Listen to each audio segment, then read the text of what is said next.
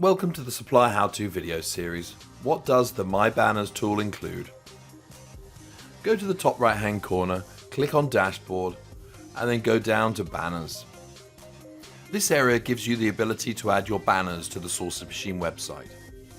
These can be keyword banners, homepage banner, or end user banners. The keyword banner appears when a distributor types in a keyword.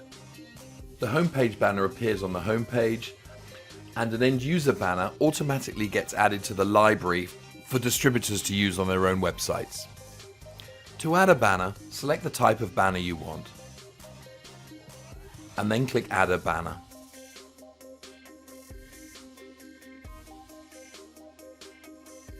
Complete the fields, adding keywords, a banner link, your banner, and the time you want it for, and add it to the basket.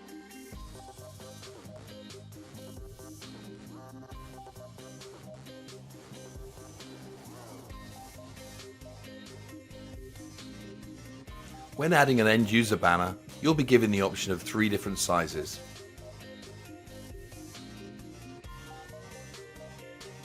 The 3 different sizes allow a distributor to place the banner in 3 different locations on their own website.